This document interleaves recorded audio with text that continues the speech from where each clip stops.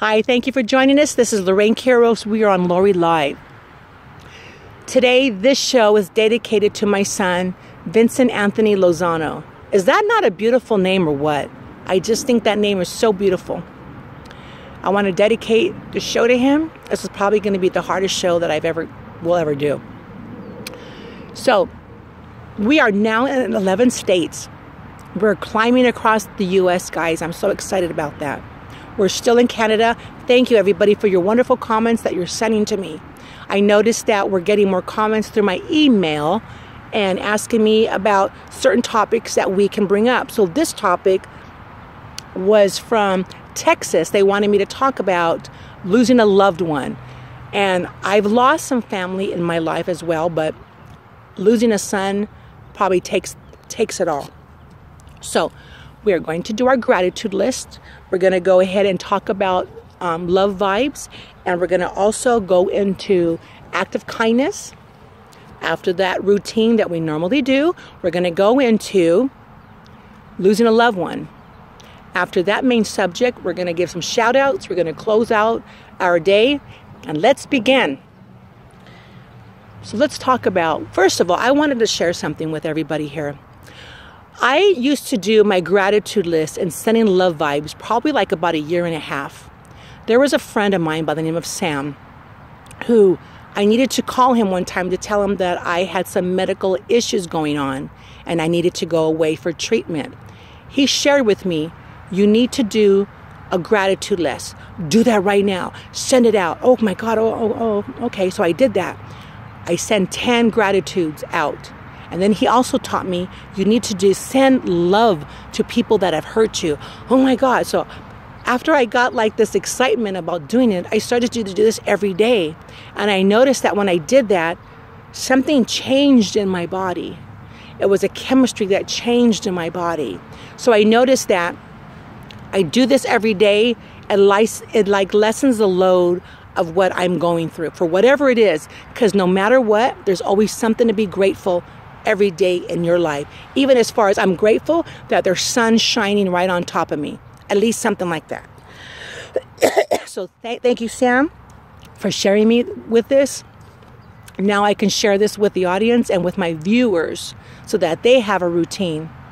You're sending your love to me. I'm sending my love to them. And they, in turn, are going to be sending love everywhere else.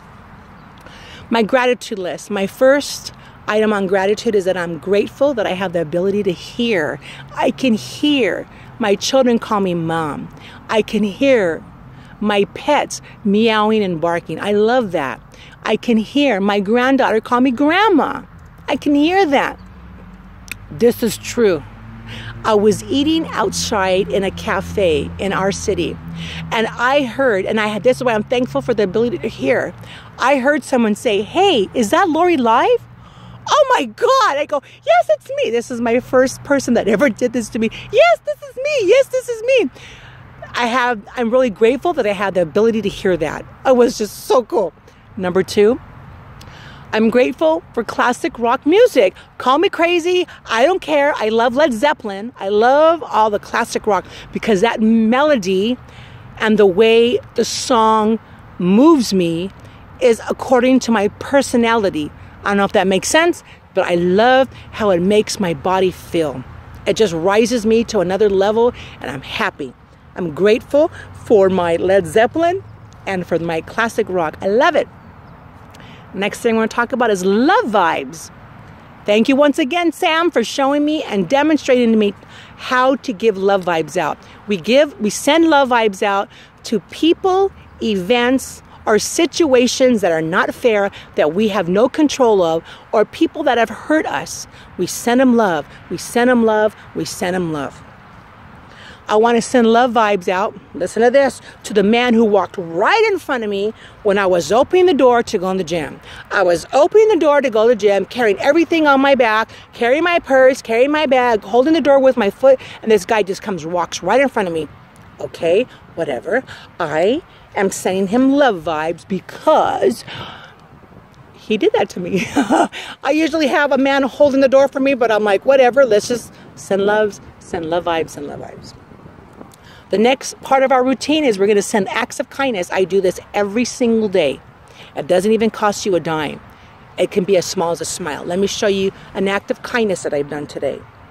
I allowed a person on the road in a car to go in front of me while I'm driving. Most of us drive and we may be in a busy lane, and there's always somebody on the right side of us trying to cross over to join our lane or to go across from us. So I noticed that a lot of people don't stop. Okay, so what I did, an act of kindness, which is free, I let them go in front of me. I said, "Go ahead, sir, go ahead." They actually went in front of me, and the lady waved to me and said thank you, because it was a husband and wife. Now, even if they didn't say thank you, because there's some people that just don't, that's okay. You're doing it out of your love. You're sending that out. You're sending the love out, and you're sharing that with other people, because in turn, maybe something's in their mind. Maybe they need to go somewhere. We cannot judge. We just need to send them love and just do that. That's what I did as far as an act of kindness. Now, I'm going to talk about losing a loved one. I'm going to share with you what had happened in my situation with my son passing. This is very hard for me, but I know I need to do this because I'm here to heal, and I'm here to help people, women, really women, because I know that everyone else can hear me out, but I'm strong and focusing on the women here. So, losing a loved one, back on January 9, 1989, I found my son asleep. But he wasn't asleep, he had already passed on. I found my son who had passed of SIDS, sudden infant death syndrome. This child of mine was a little boy. He was born on August 22nd, 1988. Most prettiest green eyes, the prettiest fair white skin, little brown hair. He was a beautiful, beautiful baby boy. I had so much that I wanted for him. He was going to be president. He was going to do this. He was going to race cars. He was just going to do everything. But something happened to me where his time with me was for a short period of time. So let me kind of explain to you the feelings that I had about losing my child. We can lose a parent. We can lose a spouse. We can lose a child. We can lose a grandparent. We can lose a close friend. We can even lose one of our closest pets. But on the morning that my son was found dead, I remember feeling anger. I had all these feelings in my body. I was feeling denial. I was feeling disbelief. I was feeling confusion. I was feeling shocked. I was feeling sad. I was yearning. I was angry. I was despair, and I felt guilt. All these emotions were just in me. I just didn't know why they were going. I just wanted to be normal. I wanted to be normal after this tragic event that happened to me. But there was a reason. I needed to flip it over. I mean, it didn't happen at that point in time, what I understood now. But I know I needed to flip it over and change it, why he was with me for such a period of time. And there's a positive side of all that too. Because after the passing of my son, my family and I grew closer. We weren't as close as we should have been. So by having him come to our life and also be a part of who I am, but then taken away, I know that it was a reason for that. So I want to share some types of death that we're dealing with major loss. Number one, a death of a child.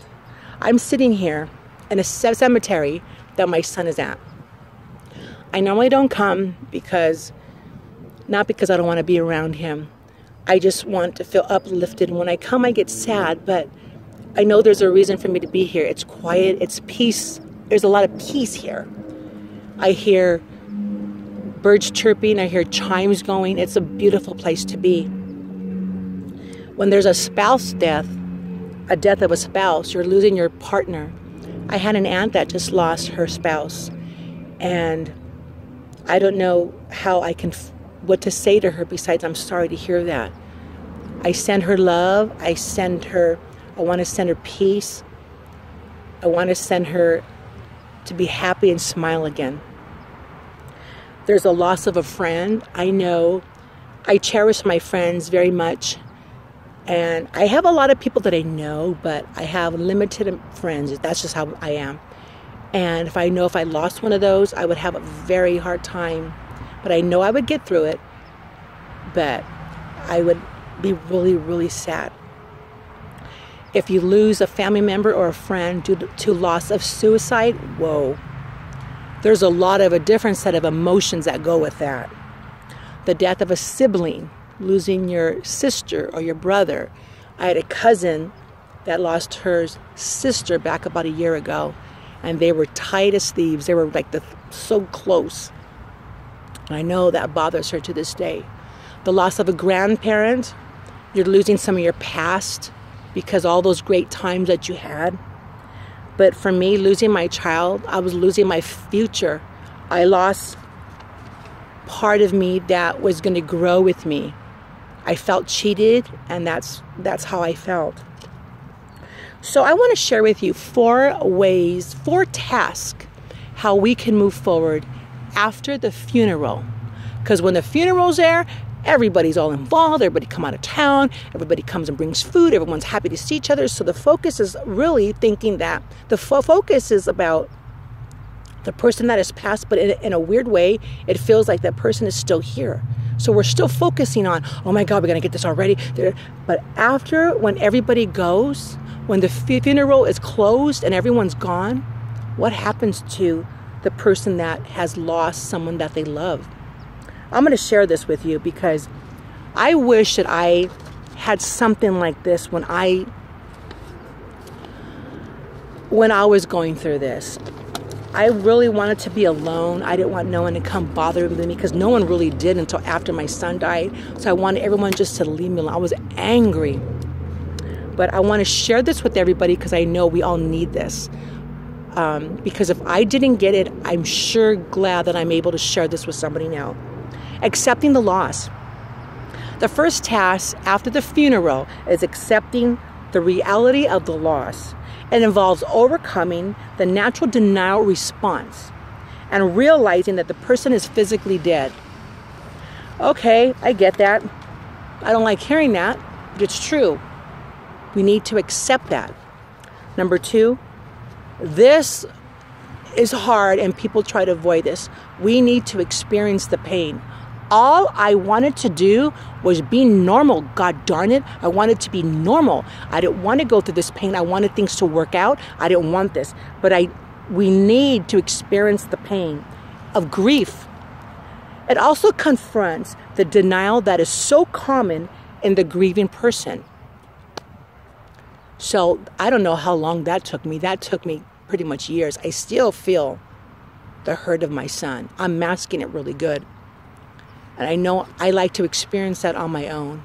I don't let my husband or my kids see that. I do that on my own. Because I don't want no pity.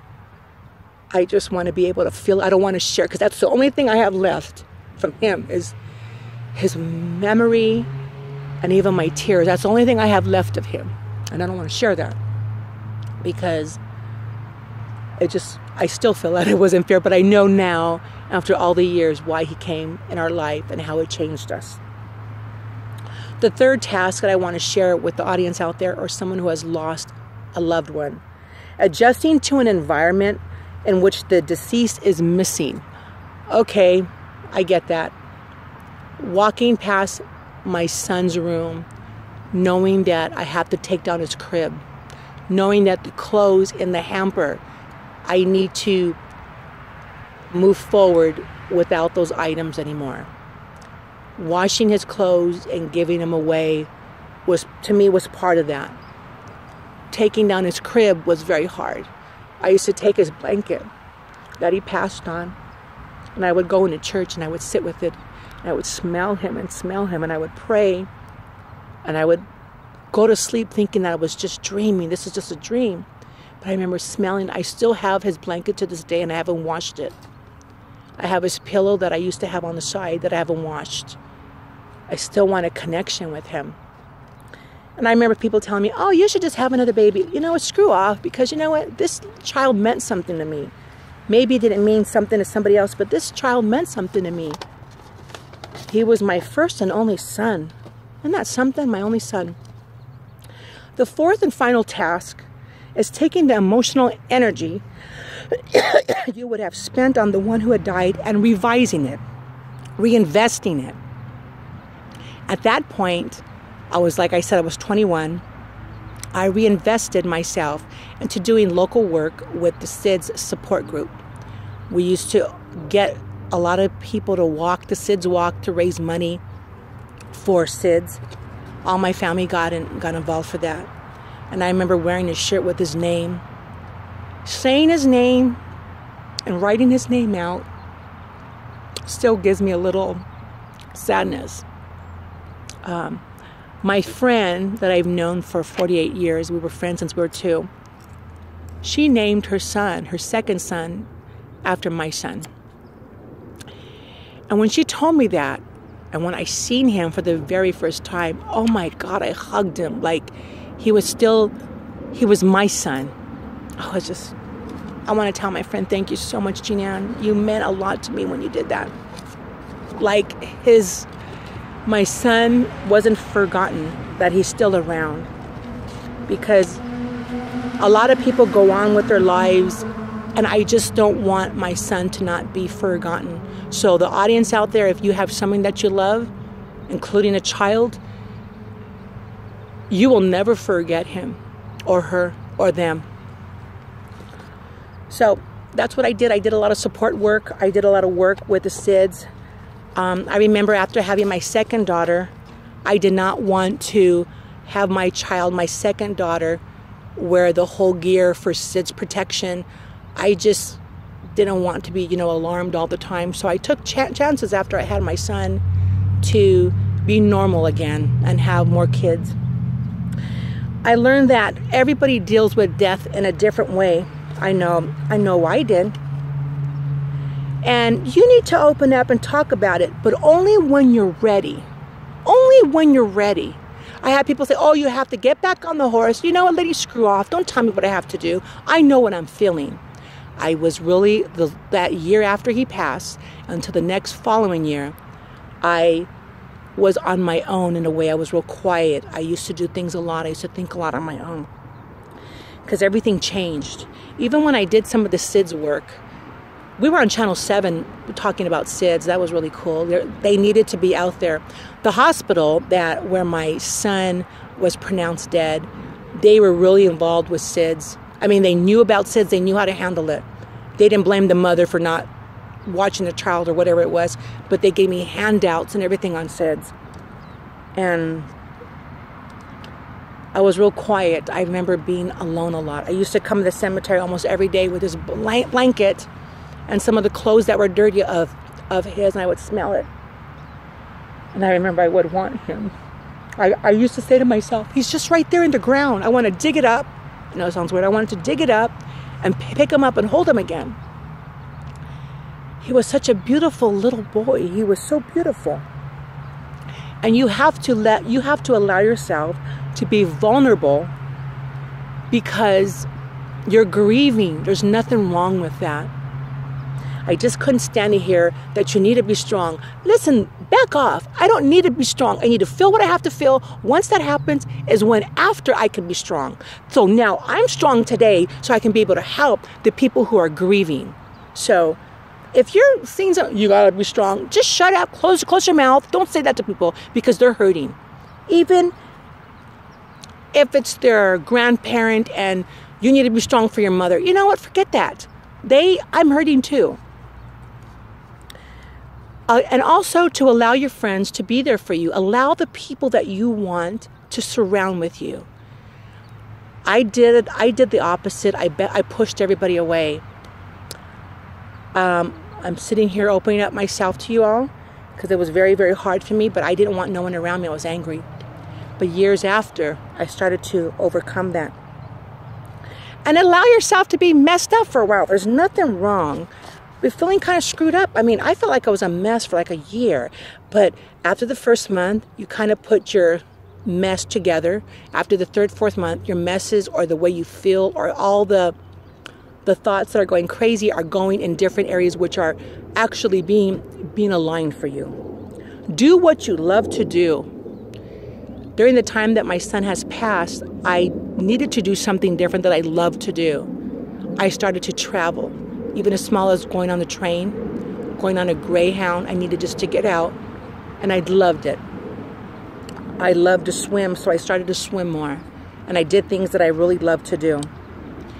And I also went somewhere where I'd never been. I never been to different parts of California, but I ended up going there and doing that. And what I do, even to this day, I cherish the whole memories of my son. And I still have, the ornaments to our tree that I still have. And every year, I still put up his ornament. Because you were a part of my life, and I always love you. And you need to give your time to heal. It took me time to heal after my son passed. I felt like I was alone. I didn't have anybody come up to me and encourage me to open up or want to just hang out with me, or they were like afraid or they just were backing off. And I understand that, but reach out to the people that are hurting of grief. And I want to share something with you after my son died. This is hard, but I need to share this because I want everybody to know that there's hope after, there's life, and there's peace after your loved one passed. 3 or 4 days after my son passed away, I had the most beautiful dream about him. I dreamt that for some reason I was on a theater stage, okay? I was on the ground, like sitting to the side on the floor, and it was pitch dark. And all of a sudden, this big bright light came in the middle part of the stage, and I was right there, the light, and I was looking up like, oh my God, all this light. But this middle-aged couple came into the light. I could not see their face, but I saw them carry my son. My son used to wear this little blue and white shirt, but in this dream I had, it was brown and white, okay? He had the same little shoes, but they were brown and white. He had the little pants that were brown, and he was kicking because he saw me. And this couple gave me my son, and I was still on the floor in the stage with the light on, and I was holding him, and I was touching his mouth, and I noticed that he bit my finger. I said, oh my gosh, you're biting me. You have your teeth today. And I remember being so happy. And then the people who brought my son to me said, Lorraine, we have to take him back now. And I kept begging him, no, I don't want you to take him back. I want to keep him for another 5 minutes. But I know I needed to give him back. They wanted me to know that he was okay. And that he will always be an angel to me, because in his, the way I saw him, he was so beautiful. Like his color was so, to me, he was as pretty as it was, but his color was creamy and white and pure of snow. It was like an angelic look. And I remember begging him, no, don't take him, but I needed to let him go. But that was a sign from God that he was okay, that I knew he was going to be living a life out there. And by the death of my son, changed the family dynamics in my home. I know after my son passed, as of today, I appreciate my children so much. I appreciate little boys. I have a friend who has a little boy. He's going to be 3. He's so cute. I just have this connection with him or something. I like little boys with this curly hair, and even my friends who have little grandchildren that are boys, I just love them because I miss my son. I miss not knowing, and I dream him sometimes now as an adult man. I wish I was able to share in his life, but I know his life meant for my family and my own self to change, because after the death of a son, I know I needed to change who I was and what I was doing, and I actually did that. Woo! That was my show. I need to share this with you because I want everybody to feel, who has lost somebody, that I understand and I get it, and I'm here to help you get through some of the pain.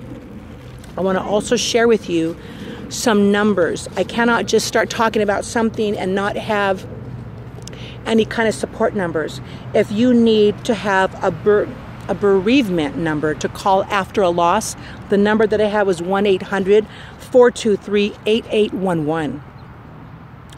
If you need to talk to somebody in support because you're dealing with the loss of a child, it's called Compassionate Friends, 877-969-0010.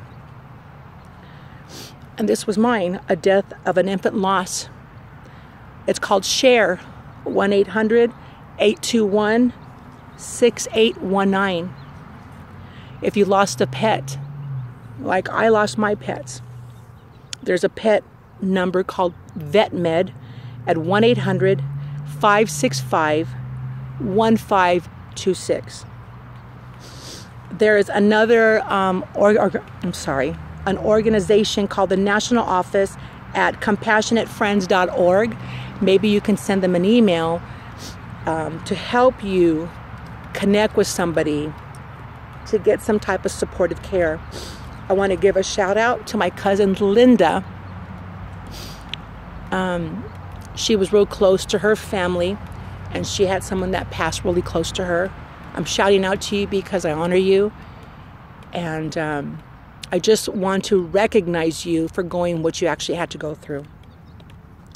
For my Aunt Linda, I know you just lost somebody that you truly miss and loved. I wanted to also recognize you because I'm also sending you love. I don't know how it feels to lose that. I know how it feels to lose a son, but I'm sharing that with you as well because loss is pretty challenging and it's hard, but I know if we get through this, there is life after loss. So I'm going to close out here. I already gave you the numbers. We're here at a beautiful cemetery.